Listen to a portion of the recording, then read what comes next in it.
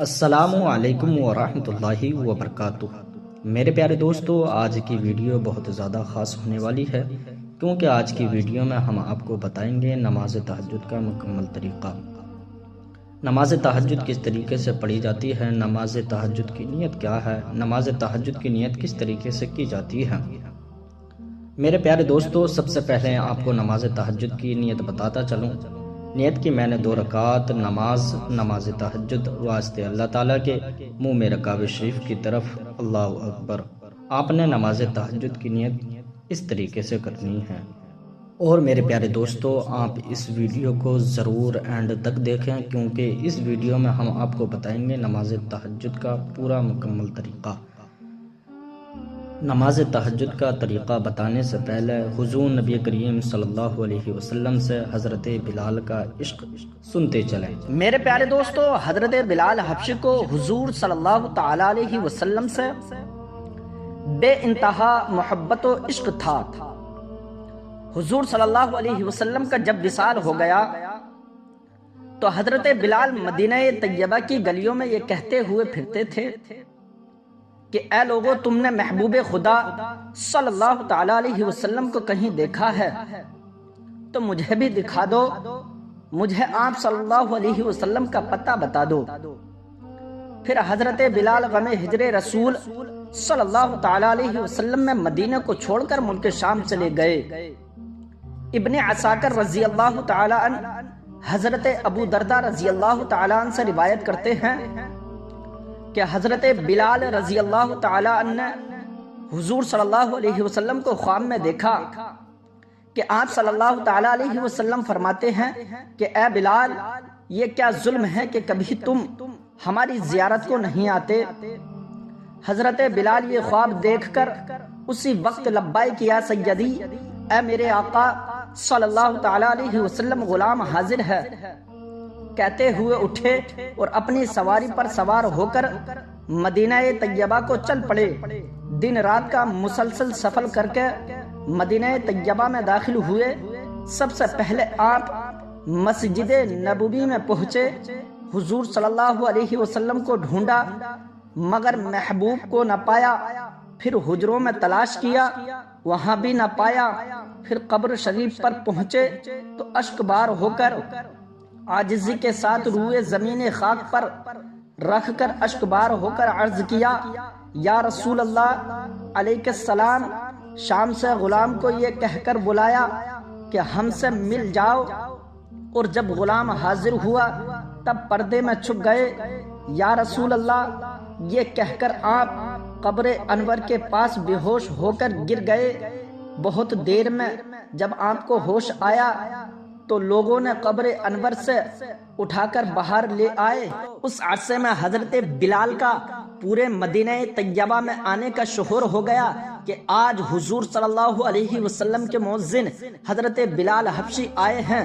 سب نے مل کر حضرت بلال حبشی رضی اللہ تعالی عنہ سے درخواست کی کہ وہ اذان ایک مرتبہ سنا دو جو حضور صلی اللہ علیہ وسلم کو سناتے تھے۔ حضرت بلال رضی اللہ تعالی عنہ نے لوگوں سے یہ کہا، یہ میری طاقت سے باہر ہے، کیونکہ حضور صلی اللہ علیہ وسلم کی حیات مبارکہ میں اذان دیتا تھا تو جس وقت اشہد ان محمد رسول اللہ کہتا تھا تو محبوب خدا صلی اللہ علیہ وسلم کا مکھڑا اپنی آنکھوں کے سامنے دیکھتا تھا۔ اب بتاؤ کسے دیکھوں گا، مجھے اس خدمت سے معاف رکھو۔ ہر چند لوگوں نے اصرار کیا مگر حضرت بلال کسی طرح اذان دینے کو تیار نہ ہوئے۔ اور میرے پیارے دوستو، حتیٰ کہ حضرت ابو بکر صدیق رضی اللہ تعالی عنہ حضور صلی اللہ علیہ وسلم کی وفات کے بعد حضرت بلال سے چاہا تھا کہ اذان پکارے، لیکن حضرت بلال نے یہ کہہ دیا تھا کہ اے امیر المؤمنین، آپ نے مال دے کر مجھے خریدا اور راہ خدا میں آزاد کر دیا، یہ سب آپ نے اپنے لیے کیا تھا یا خدا کے لیے؟ حضرت ابو بکر صدیق رضی اللہ تعالی عنہ نے فرمایا، خدا کے لیے کیا تھا۔ حضرت بلال نے کہا، اب مجھے بھی خدا کے لیے چھوڑ دو تاکہ میں خود مختار ہوں۔ مجھ میں اب اتنی طاقت نہیں کہ محبوب خدا صلی اللہ تعالی علیہ وسلم کے بعد کسی دوسرے کے لیے اذان کہوں۔ اس کے بعد حضرت بلال شام چلے گئے تھے اور وہاں سے اب زیارت کرنے کو مدینہ منورہ تشریف لائے ہیں۔ خلاصہ کلام یہ ہے کہ تمام لوگوں نے مشورہ کیا کہ حضرت بلال کسی کا کہنا نہیں مانیں گے، تم کسی کو بھیج کر حضرت حسنین کریمین حضرت امام حسن اور حضرت امام حسین کو بلا لو، وہ اگر آ کر اذان کی فرمائش کریں گے تو بلال ضرور مان جائیں گے، کیونکہ حضور صلی اللہ علیہ وسلم کے اہل بیت سے بلال کو بہت عشق و محبت ہے۔ یہ سن کر ایک صحابی حضرت امام حسن اور حضرت امام حسین رضی اللہ تعالی عنہما کو بلا کر لے آئے۔ حضرت بلال نے ان کو گود میں لے کر سر اور آنکھوں کو چوما۔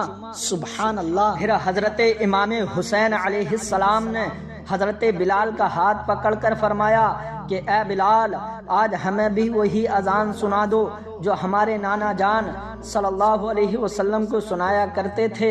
حضرت بلال نے امام حسین کو گود میں اٹھا کر کہا کہ تم میرے حبیب مصطفیٰ صلی اللہ علیہ وسلم کے جگر کا پارا ہو، محبوب خدا صلی اللہ علیہ وسلم کے گلشن کے شگفتہ پھول ہو، جو کچھ تم کہو گے پورا کروں گا، تمہیں رنجیدہ نہ کروں گا، کیونکہ تمہاری تکلیف سے میرے حبیب خدا صلی اللہ علیہ وسلم کو رنج پہنچے گا۔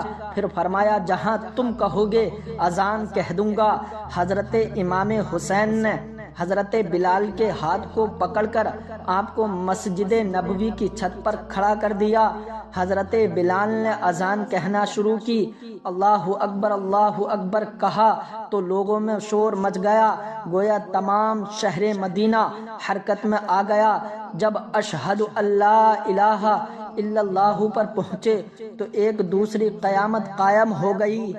اور میرے پیارے دوستو، ہزارہ چیخیں نکلی، کوئی عورت مرد خرد و کلام مدینے میں ایسا نہ تھا جو گھر سے باہر نکل نہ آیا ہو اور اس وقت رویا نہ ہو۔ عورتیں رو رہی تھی، بچے اپنی ماؤں سے پوچھتے تھے کہ تم بتاؤ حضرت بلال مؤذن رسول صلی اللہ علیہ وسلم تو آ گئے، مگر حضور صلی اللہ علیہ وسلم مدینہ کب تشریف لائیں گے؟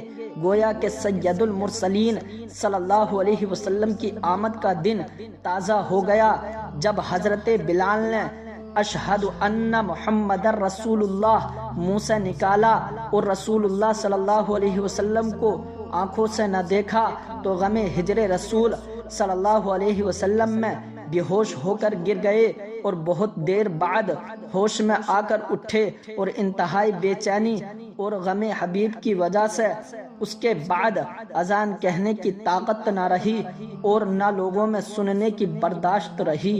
اللہ اکبر۔ دیکھا میرے پیارے دوستو، آپ نے حضرت بلال کا عشق رسول، سبحان اللہ، صلو علی الحبیب صلی اللہ علی محمد۔ نیت کرنے کے بعد ثنا پڑھنی ہے، سبحانک اللہم و بحمدک و تبارک اسمک و تعالی جدک و لا الہ غیرک۔ پھر اس کے بعد اعوذ باللہ من الشیطان الرجیم بسم اللہ الرحمن الرحیم پڑھنی ہے۔ پھر اس کے بعد سورہ فاتحہ کو پڑھنا ہے، یعنی الحمد شریف۔ الحمدللہ رب العالمین الرحمن الرحیم مالک یوم الدین ایاک نعبد و ایاک نستعین اہدنا الصراط المستقیم صراط الذین انعمت علیہم غیر المغضوب علیہم ولا الضالین۔ پھر آپ کو قرآن پاک کی سورت پڑھنی ہے، جو بھی آپ کے قرآن پاک کی سورت یاد ہو وہ آپ کو پڑھنی ہے، جیسے بسم اللہ الرحمن الرحیم، قل یا ایہا الکافرون لا اعبد ما تعبدون ولا انتم عابدون ما اعبد ولا انا عابد ما عبدتم ولا انتم عابدون ما اعبد لکم دینکم ولی دین۔ سورت پڑھنے کے بعد اللہ اکبر کہتے ہوئے رکوع میں چلے جائیں۔ پھر رکوع میں آپ کو یہ تسبیح پڑھنی ہے، سبحان ربی العظیم، سبحان ربی العظیم، سبحان ربی العظیم 3 مرتبہ اس تسبیح کو پڑھنا ہے۔ پھر سمع اللہ لمن حمدہ کہتے ہوئے کھڑے ہو جانا ہے۔ پھر اللہ اکبر کہتے ہوئے سجدے میں جانا ہے۔ پھر سجدے میں آپ کو یہ تسبیح پڑھنی ہے، سبحان ربی الاعلی، سبحان ربی الاعلی، سبحان ربی الاعلی۔ آپ کو اس تسبیح کو 3 مرتبہ پڑھنا ہے۔ پھر 2 سجدے کرنے ہیں آپ کو۔ پھر دوسری رکعت کے لیے کھڑے ہو جانا ہے آپ کو۔ پھر آپ کو اعوذ باللہ من الشیطان الرجیم، بسم اللہ الرحمن الرحیم پڑھنی ہے۔ پھر سورہ فاتحہ کو پڑھنا ہے۔ پھر قرآن پاک کی سورت کو پڑھنا ہے جو بھی آپ کے یاد ہو، جیسے بسم اللہ الرحمن الرحیم، قل هو اللہ احد اللہ الصمد لم یلد ولم یولد ولم یکن لہ کفوا احد۔ سورت پڑھنے کے بعد رکوع کرنا ہے۔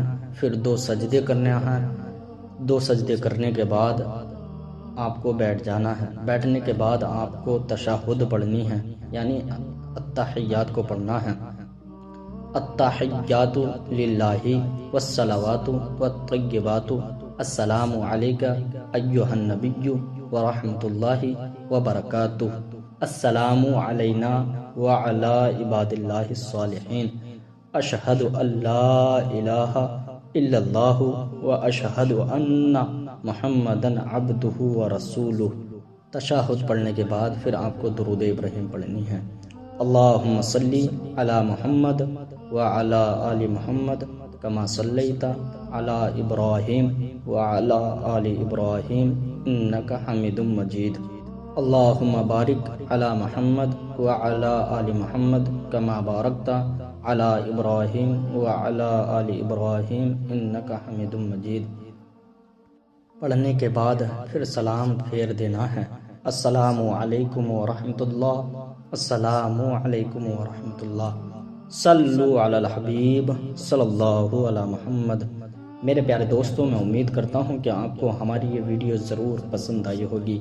ہماری اس ویڈیو کو صدقہ جاریہ سمجھ کر زیادہ سے زیادہ شیئر کیجیے، اور اگر آپ نئے ہیں تو چینل کو ضرور سبسکرائب کر لیجیے تاکہ ہماری ہر ویڈیو آپ کے پاس پہنچ جائے۔ صلو علی الحبیب صلی اللہ علی محمد۔